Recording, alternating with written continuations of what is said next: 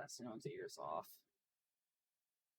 Create a guerrilla fighting force, but do you guys remember that time America made a guerrilla air force? No? Grab a seat.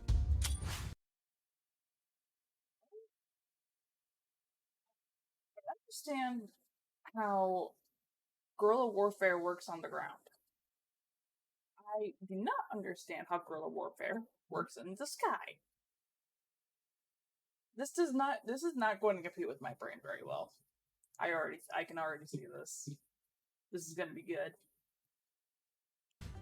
Today we're talking about Claire Chennault and the AVG, also known as the American Volunteer Group, aka the Flying Tigers. Okay, now if you already follow me, or if this is the first time you've ever seen one of my videos, you are somebody that just clicked on a World War II Flying Tiger video and probably already know a ton about World War II to begin with, so I'm not going to waste your time rehashing the entire thing. Okay, so the super abbreviated version, in case you live under a rock or you clicked on this video on accident, prior to the attack on Pearl Harbor, by and large, America did not want to enter World War II. They saw it as a huge European conflict that we should have nothing to do with. Now, despite that, many people in the government and the military realized that this war was going to come whether we wanted it or not, so they began prepping the military, and in the meantime, they were doing everything they could to help out the Allied forces, countries like Great Britain, the USSR, France, and in this case, China. China. China. China. China. China. China. The absolutely incredible story of the Flying Tigers is quite literally the time FDR, the longest sitting president.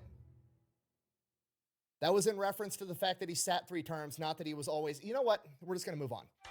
Yeah, let's just move on. We're just going to push through. Anyways, FDR was approached by this crazy ex-infantryman that became a pilot known as Claire Chennault, aka Old Leatherface. He had recently just gotten back from China where he was working as a civilian contractor, and he realized that, like, hey, Chinese Air Force kind of sucks. It'd be really cool if I could get some American pilots with good training and some American planes and take them over there. I feel like we could wreck house. So he approaches FDR with this idea, and FDR is kind of stuck in this situation of like, well, I can't send over American service members because then that'll be an act of war against Japan. So here's what I'm gonna do. I'm gonna approach 100 of the best pilots and mechanics and ground crew that America has, and I'm gonna let them have the opportunity to get released from their contract. They can resign their commission and become civilians again, as long as they agree that they are then gonna immediately go over to China with Claire Chennault and found a guerrilla air force and fight the Japanese by themselves. And we are gonna get to— Whoa, hold on.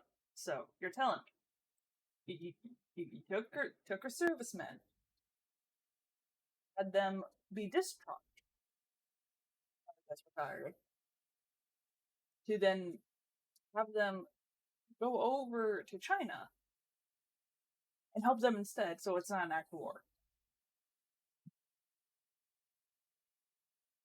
That is one hell of a fucking loophole.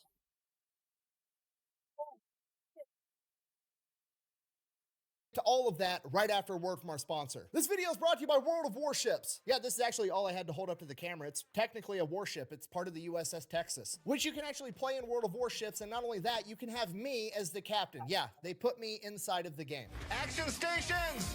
General quarters. If you don't know, World of Warships is a free game on PC, PlayStation, and Xbox where you get to command some of the greatest naval vessels of all time, like the USS Texas, the USS Iowa, or the USS Enterprise. Or if you're into losing, you can be some of the world's biggest coral reefs, like the Yamato or the Bismarck. Seriously though, go check it out. I'm gonna have it linked down below. And when you use the code VETS4VETS, you're automatically gonna unlock me and Demo Matt, as well as a Tier 4 battleship and a bunch of in-game money and 14 days of free premium play. So yeah, let me know how bad me and Matt are at voice acting in the comments down below. Let's get back to the video.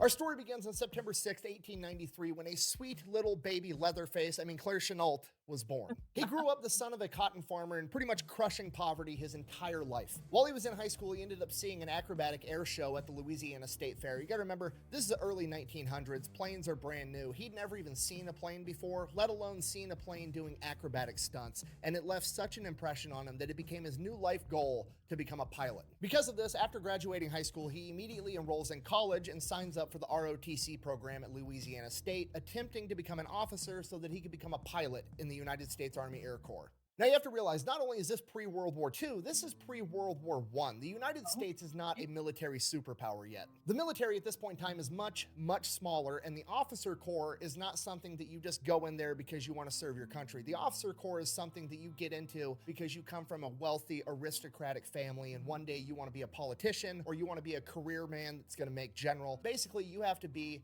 from the right family and have the right connections. And as a poor farmer's son, he Oh. absolutely did not. He was essentially bullied out of the ROTC program his first year there. He would end up finishing his degree at Louisiana State and going on to become a gym teacher. He absolutely hated it, ends up quitting his teaching job, goes and works at a Goodyear tire plant, finds a wife, starts having kids, starts up his family. Shortly after that, World War I breaks out, at which point he's thinking like, okay, the demand for military personnel just went through the roof. Maybe this is my opportunity to finally... Just had 3 granola bars stolen from me. Now I gotta have a regular chocolate chip one.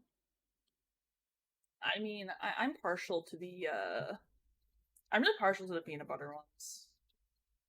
They just hit different.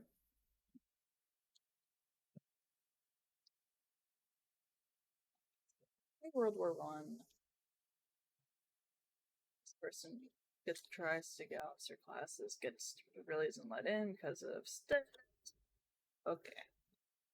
I'm gonna move more into Chanel after this. Maybe I'm on my days off. Get a chance to become a pilot. So he goes, he signs up for the Army. He's eligible to go into the officer training program because he does have a college degree, and he specifically requests to become a pilot. Now, he does get accepted to be an officer. He goes through the training program, becomes a 90-day wonder where he gets all of his officer training in 90 days. However, in regards to him being a pilot, the letter he received said, and I quote, "Applicant does not possess the necessary qualifications for a successful aviator."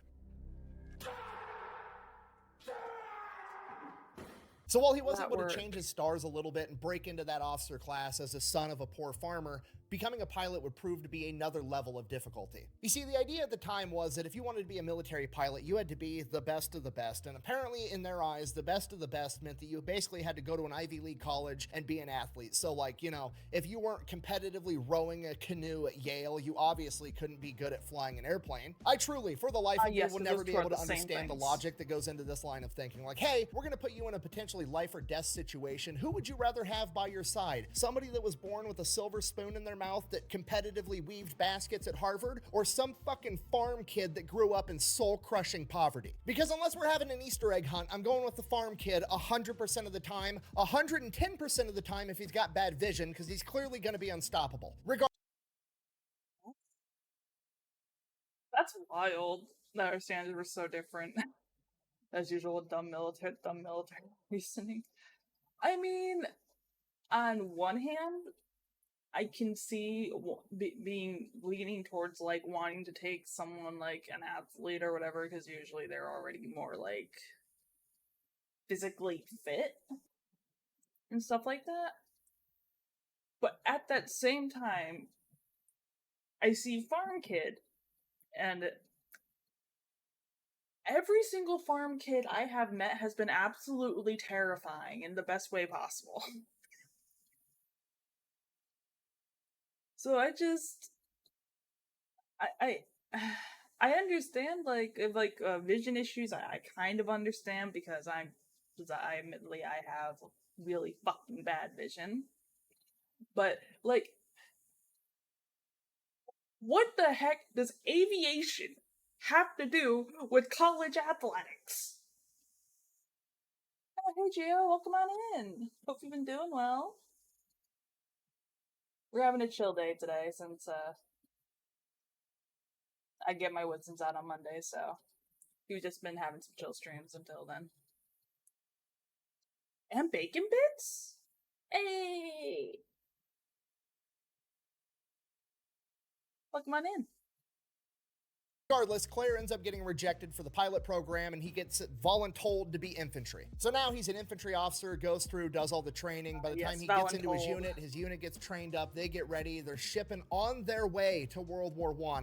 World War I ends. And so great. All y'all just coming in all at once today, what the hell? So from here, he gets stationed at this military base down in Texas, and he's there just like teaching people how to do infantry stuff. But this military base also has an airfield. So naturally, he just ends up becoming friends with some of the pilot trainers, and he ends up convincing them like, hey, teach me how to fly one of these fighters. Not only does he learn how to fly, he actually gets so good, they start letting him fly on his own. And the way they're able to do that is the pilots go, they get in their planes, and they drive them or taxi them up to the takeoff line, and then they hop out and let Claire jump in, and then Claire takes off, and he's doing solo flights all by himself. Doing this, he kind of like unofficially logs 80 hours of flight time, gets a name for himself locally, and then they're able to end up pushing him into pilot school, so he's finally going to get a chance. So Claire Chenault is now this close to achieving his lifelong dream of becoming a pilot. He just has to pass pilot school, which should be easy because he already has the hours to do so. He just has to go prove the skills that he already has. The problem is he gets there and he's no longer surrounded with all of his pilot buddies. There's nobody there to vouch for him. There's nobody there that likes him, and he is once again the poor farmer's son. And to make things worse, he's the poor farmer's son that's managing to make all the Ivy League new recruits look like absolute dog shit, and he is bullied and treated very badly throughout pilot school pretty much the entire time, and it gets to the point that he's about to flunk out of the entire course because all of his instructors keep failing him. Then, on what is to be his last flight ever, he gets one more chance to prove that he's a good enough pilot, and his coaching pilot, or cadre pilot, is a guy by the name of Ernest Allison, and they go up in the air, and he proceeds to, do his thing. He's a little bit more reckless. He feels more comfortable in the airplane. He's doing stunts that maybe he shouldn't be doing. He's trying to show off to this Ernest Allison guy. They come back on the ground, they land, and everybody's like, well, is this guy gonna pass and become a pilot or not? What are we gonna do? And Ernest Allison is like, it's not that he's a bad pilot, he's just fucking crazy and does a bunch of shit that pushes the airplane to its limits. We're gonna pass him, and then we're gonna send him to the Army Air Corps acrobatics team. So now, not only is Claire Chenault a pilot, but he's a stunt pilot that's gonna tour around the United States showing off how good the Army Aviation Corps really is. And Claire, in his typical fashion, he's got to take it one step further every single time. Not only are the stunts... Hold on. I need to catch that, what that highlighted text was. That was on screen too short.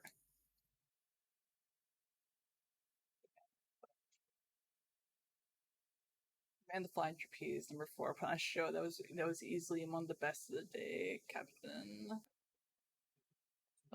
C.L. Chenault flies the leading plane. That's great. Typical fashion, he's got to take it one step further every single time. Not only are the stunts themselves going to be entertaining, the entire event is going to be entertaining. Claire designs his signature move. He goes and dresses up like an old woman and sits in the crowd in the stands. And then they're going to pick a random spectator to come out and try to fly a United States Army fighter plane. So they pick the oldest woman in the crowd, telling everybody that she's 99 years old. Her face looks like a leather handbag, the whole shtick, and he kind of limps out there in this old lady outfit, climbs into a plane, and goes up in the air and starts doing all these crazy fucking stunts. In addition to being a phenomenal entertainer, he is also a tactician. This man is constantly thinking ahead and trying to establish new battle doctrines, despite the fact that he's just entertaining a crowd of civilians during the day. He goes back home and he's writing papers on how aerial warfare should be conducted in the future. Now, at this point in time, leading up to World War II, the predominant theory was that fighter planes were out. They're gone. They're useless now because we've invented the bomber. It's a bigger, better plane. We're going to cover it with armor and machine guns. And if any fighter plane gets anywhere near us, we're going to be able to shoot them down. So we might as well just not have fighter planes at all. He wrote multiple papers on it. He tried to establish doctrine of how planes would actually go out and attack bombing formations. He was doing all the intellectual work that went into this, and it made all of the other aerial officers absolutely fucking hate him because he's trying to shoot down their idea of just having heavy bombers all the time. And because of this, for years, he was repeatedly passed up for promotions, and then it got so bad at one point that they tried to actually med board him out of the military. Basically, all the other officers were like, this guy's always fucking coughing all the time, and he has chronic bronchitis because he got the Spanish flu back during like World War I, and the chronic bronchitis just never went away. So they ended up trying to med board him out of the military, at which point he's like, you know what, fuck it. I'm just going to resign and get out. So he's done. He gets out. He separates from the US military, at which point he is almost immediately hit up by the Chinese government of like, hey, you're an aerial acrobat. You're like one of the top dudes in the United States Army Air Corps. What if, hear me out, we pay you to be an advisor and come out and teach all of our guys in the Air Force how to fly a plane? Claire says no, he's not really interested. He's got kids at home. He doesn't want to go all the way over to China. He'd rather stay somewhere inside of the United States, at which point the Chinese government guy is like, hear me out, I'll give you like $1,000 a month, which is like $25,000 a month by today's standard, to which he's like, I mean, I don't want to be rude. I'm not a dweeb. Okay, maybe So Claire makes his way over to China. He gets there in like either April or May of 1937, and things are way worse than he ever could have imagined. The entire Chinese Air Force only has about 90 functioning airplanes, and they are way outdated. And if that wasn't bad enough, the pilots on average are just they're not very good. So he immediately gets to work. He starts advising the Chinese government on like, hey, here's the planes and the equipment that we need to start procuring. He's trying to train the officers on all the different things they need to do. And he's also trying to train the pilots on how to become better pilots. This goes on for a little while, and honestly, things are going kind of great. The Chinese pilots are very receptive to everything he has to teach them. The Chinese government's very receptive and trying to get him all the equipment that he needs. He's finally getting the respect that he deserves and wished his own government had treated him with all along. But then, after being there for about 2 months, in July of 1937, the Japanese attacked China and began the Second Sino-Japanese War. And just so we're on the same page, when I say they started the war, I don't mean they like sent a letter declaring war like, hey, we're fighting now, or they attacked a military installation. No, they just started sending bombers into Chinese cities and started carpet bombing civilians. And at this point, the entire Chinese military, including Chiang Kai-shek himself, literally the leader of China, looks to Claire Chennault like, what are we gonna do? And while Claire's been making some big improvements to the Chinese Air Force, they're absolutely nowhere near ready to go toe-to-toe with the Japanese, so he has to come up with some kind of plan to slow them down. So on one hand, this is absolutely a horrible situation to be put into, but on the other hand, this is Claire's chance to prove that all of the intellectual work that he'd done over the course of the last decade, all of his battle plans, all of the doctrine that he developed, this was his chance to prove that it could work and that fighter planes deserve their slot on the battlefield. Best way to go about that is to start off with the one strategy that we know for sure works: dive bombing a naval vessel. In August of 1937, under the command of Claire Chennault, the Chinese Air Force successfully dive bombed the Japanese ship, the Ismo. It is the first successful naval dive bomb in world history. This sent a pretty powerful message to the Japanese, like, China's not just gonna lay down and take it, we're gonna fight back. And the Chinese government was so happy with the leadership that they were getting under Claire Chennault that they actually ended up buying him a $50,000 Curtiss Warhawk plane so that he could Damn. observe the battle and conduct reconnaissance. Definitely not go up on missions and rack up 30 fucking kills because he was a civilian contractor at the time, allegedly. Allegedly. He's absolutely right.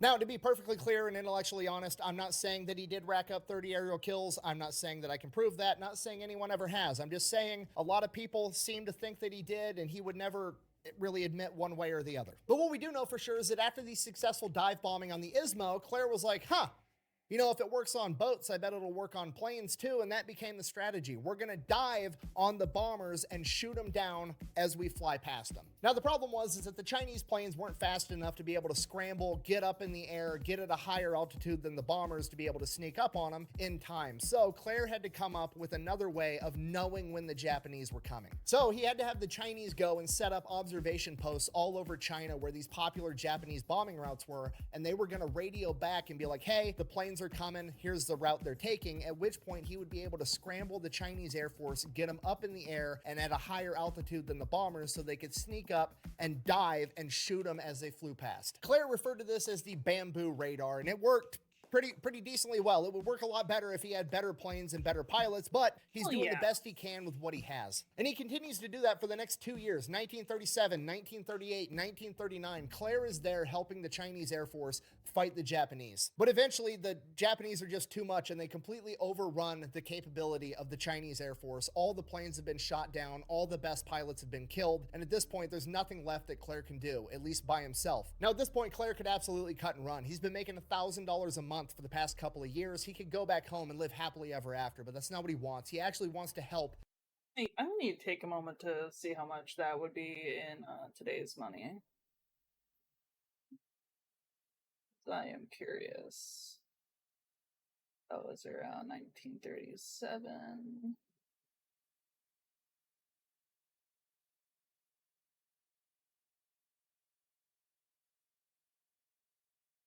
So that would have been about. So that would be $22,323.96 a month in today's money. Holy crap.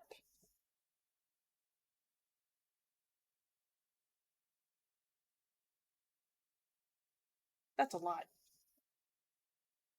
the innocent people in China that are getting slaughtered by the Japanese military. He knows that he can win this fight. He just needs better pilots with better planes. So with the help of the Chinese government, he goes back to America, goes to Washington, D.C., and begins lobbying the United States government to send over the American Air Force to help out. And you gotta remember, this is January 1941. This is pre the attack on Pearl Harbor, okay? Not going to war sentiment is at a peak in America. So any request for military involvement from him or the Chinese government is shot down immediately, at which point he pivots and he's like, fuck it, what if I just get a bunch of volunteers like me and I get them over there, we'll figure out how to get planes. So that's what he does. He comes up with the concept for the AVG, the American Volunteer Group. He's gonna get a bunch of American volunteers and they are gonna go over there and they're gonna fight the Japanese. And as I'm sure you can imagine, going into military bases and essentially reverse recruiting people out of the military to go fight in a war across the ocean didn't go over that great with many officials or their chain of command. It caused such a stir, in fact, that FDR heard about it, and when he heard about it, he loved the idea because he actually wanted to be involved in World War II. It's his constituents that didn't, so he decided he was going to help Claire out. He basically greenlit him to have 100 of the best pilots in the United States Army Air Corps released from their contract. They were going to be allowed to resign their commission and go over to China with him. In addition to the 100 pilots, he was also going to get 200 of the best ground crew available. And they're going to get 100 P-40 Warhawks to go with them. God damn. So now Claire and his army of 300 civilians all go, they get passports saying that they are missionaries and teachers and farmers and that they're going over to China to provide aid and relief for some bullshit. They basically smuggle themselves across the ocean and they set up their first headquarters in Burma. Now they go to Burma first because it's technically part of the British Empire, so they're going to be relatively safe, and Claire is going to use this time to be able to train all of his men in all of his new battle tactics and teach them everything he's learned after conducting war against the Japanese for the past several years. And for the pilots, it is a learning experience to say the least, because Claire's battle tactics and doctrine are completely different than anything they've ever been taught. In addition to that, there's a pretty big amount of disbelief when they're told that the Japanese Air Force is actually super legit and should be taken very, very seriously. Because up until this point, all these young American pilots have ever been told was what propaganda was telling them. China was some backwood island nation that we shouldn't have to worry about. They can't possibly develop a good plane, and even if they could develop a good plane, there's no way they could mass produce it, and even if they could mass produce it, we interrupt our program to bring you this important message. And just to reiterate, propaganda is one hell of a spreader of information and misinformation.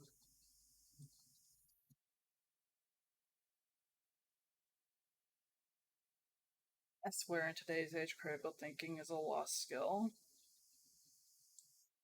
That a lot of things are not too many people take a lot of things at face value without looking into them. It's rather unfortunate, really.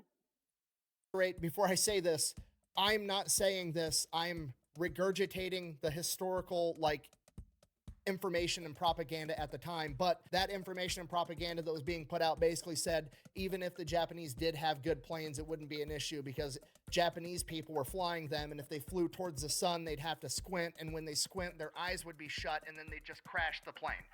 See? You see? Oh. Oh, you don't see it? Okay, obviously, that's fucking dumb, but guess what? If you get told stupid shit your entire life, you're probably gonna end up believing some stupid shit, and that's what's going on here. And it gets even worse because not only are the members of the AVG basically sleeping on the Japanese, they've also been taught just a bunch of horrible battle tactics. Okay, you gotta remember, this is pre-America joining World War II, meaning that a lot of the combat pilots have all been trained by pilots from World War I. Who were the pilots from World War I? They were the boat-rowing Ivy League college kids that were going up in the sky in their plane to have a gentlemanly duel against one another. Okay, the Japanese aren't playing that shit, and they can't either if they expect to win, and Claire has to beat that into these kids' heads. So much so that he actually goes ahead and he just outlaws dogfighting altogether. The AVG will not engage in dogfights. As great as the P-40 is, they don't have much of an edge against the Japanese fighter planes, right? They are slower, they are heavier, they are less agile. The only real advantage they have is that they have more guns. Now, I'm paraphrasing here, but basically Claire Chennault walks into the classroom and is like, looky here, kids, the P-40's got more guns, that's really all we've got got going for us, so we're going to turn weight into an advantage, okay? We're going to fly up really high, sneak up on them, use our weight to fall really fast, and shoot the enemy on the way down, okay? You ever heard of a drive-by? This is a flyby. And then after you and all your wingmen have finished your dive, you're going to pull up and use that momentum to get really high again, and if there's still Japanese planes in the air, you're going to circle back around and dive on them again. We're going to call it the zoom and recover strategy. We are literally going to shoot them out of the sky utilizing brute force and ignorance on repeat until there's none of them left. This is not going to be some gentlemanly affair like you were taught in flight school. This is going to be hit and run guerrilla warfare in the sky. Now, around this time, some of the pilots just flat out quit. Some of them don't have what it takes, but the vast majority all immediately get on the same page, and that is partially because they trust Claire Chennault because he's been there, he's done that, and they're going to listen to him. But it's also because Claire Chennault treats these guys absolutely awesome. In the AVG, there is no rank. You don't have to wear your uniform. You don't have to salute. You can pretty much do whatever you want as long as you're giving Claire the results that he needs. According to legend, one of the more well-known AVG pilots, Tex, actually enjoyed going up in the sky in nothing but his cowboy boots and underwear, and Claire didn't give a shit one way or the other because the man got results. It's also around this point in time that they all decided to get a custom paint job of the shark tooth design on all of the P-40s so that they were matching. Now, to be fair, did they come up with that design? No, they stole it from some Australian unit, but they're about to become the most famous and the most well-known for having it, okay? America does it better. I'm sorry, I can't help it. Also, I'm not actually sorry. So the AVG is about to finish all their training and they are about to start conducting combat operations. And then on December 7th, 1941, the Japanese attack Pearl Harbor. The AVG finds out, Claire Chennault tells his men, you're no longer just fighting for China, now you're fighting for America. And December 8th, the entire AVG moves into Kunming, China. While flying in, one of the pilots has a malfunction with his P-40, ends up crash landing. He gets captured by the Chinese locals and they almost kill him because up until this point, any crash landing plane was a Japanese person that was attacking them. He is damn near killed, but luckily they were able to recover him in time. And from that point on, it became standard practice for every member of the AVG to have a big piece of parchment stitched on the back of their flight jacket known as a blood chit. And in Chinese, it read, this foreigner has come to China to help in the war effort. Soldiers and civilians, one and all, should rescue and protect him.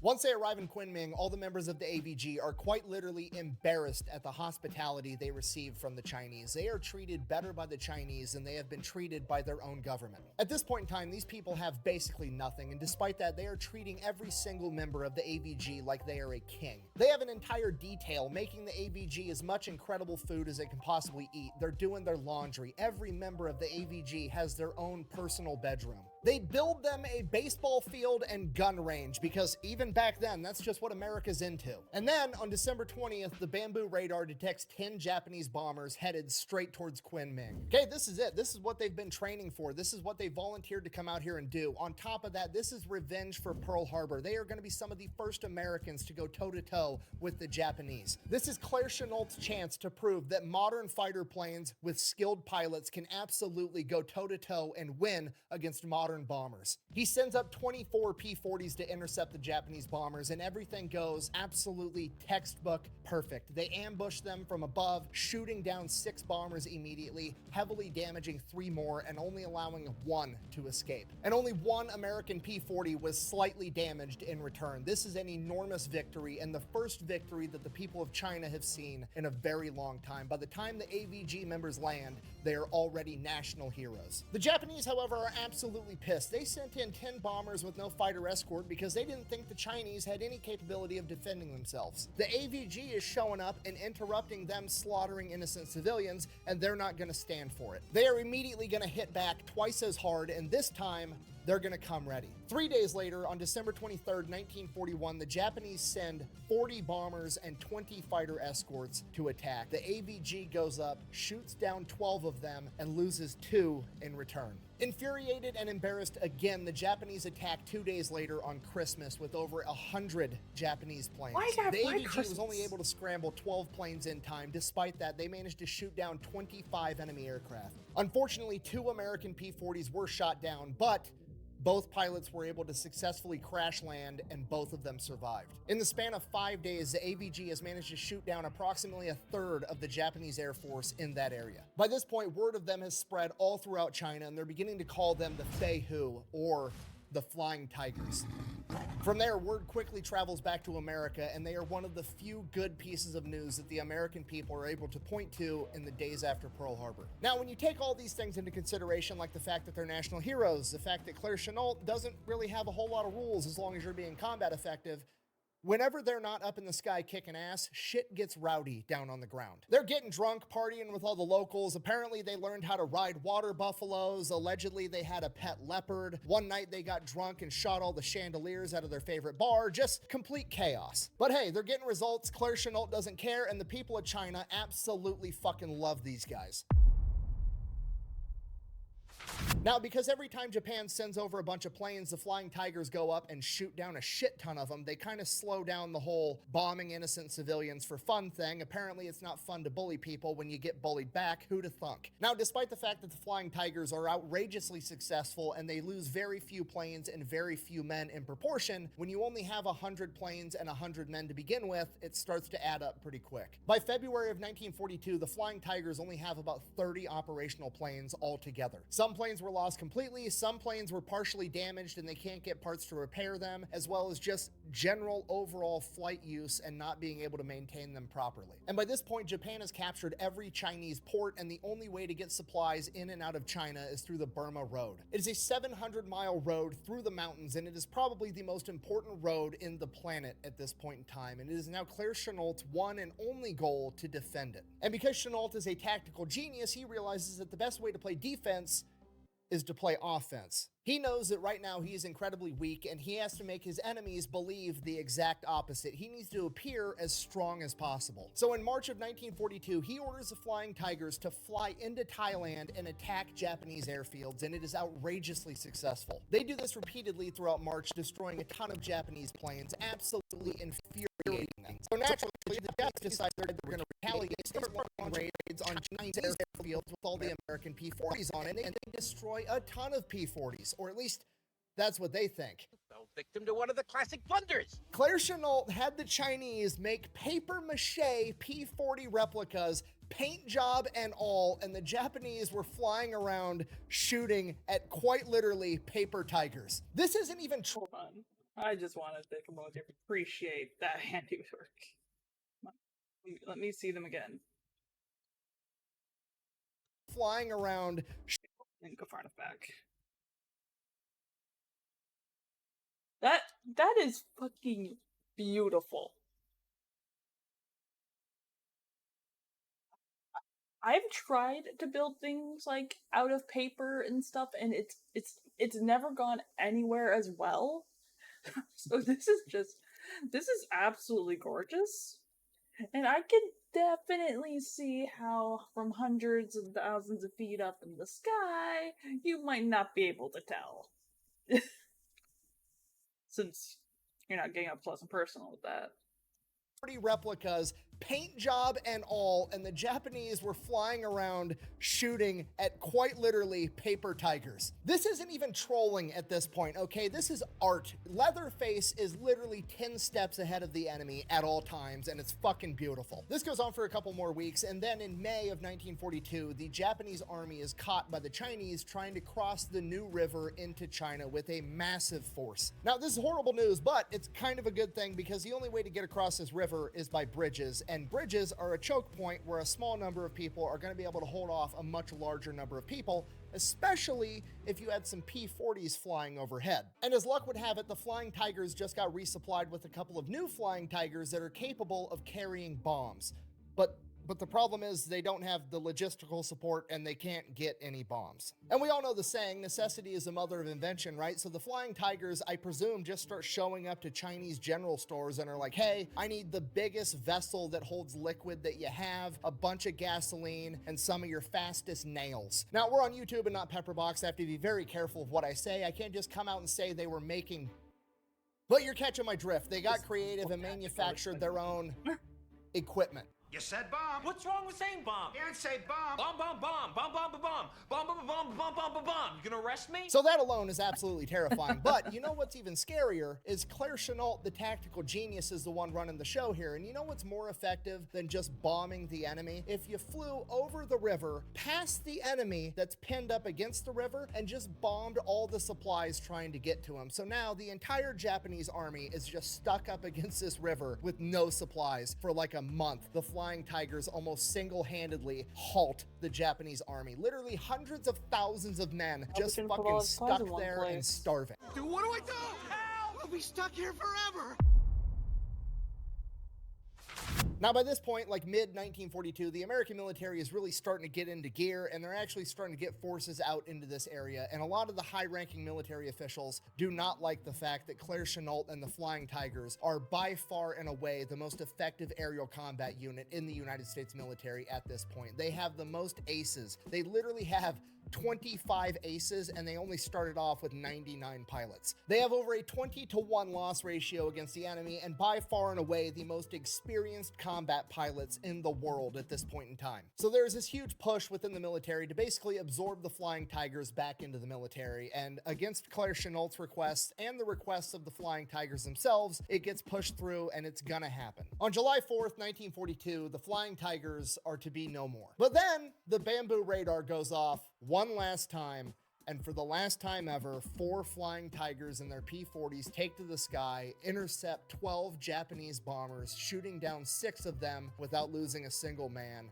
And when they land, the Flying Tigers are officially decommissioned. After 7 months in combat, 23 of the 99 Flying Tigers would die in the line of duty. 4 of them in aerial combat, and the rest to ground fire and training accidents. But they took with them 299 Japanese aircraft. Claire Chenault is to re-enter the United States military at the rank of colonel, and the rest of the Tigers are presented 2 options. They can return back to their previous unit, or they can stay and assist Claire with transitioning the new force over. All of the Flying Tigers are absolutely furious. Claire Chenault doesn't want this to happen. None of the Tigers want this to happen. They had an absolutely incredible team, and they wanted to keep it together as long as possible. Because of that, many of them choose to leave immediately and return back home to their original unit. Luckily, a couple of the Flying Tigers do stay and help Chenault with this transition, and it is a very rough transition because the new man in charge is Joseph Stilwell, aka Vinegar Joe, one of the most controversial and disliked generals in American history. I mean, the audacity for this dude to show up in theater and just be like, wow, you've accomplished all of this with only 300 men. You know what I should do?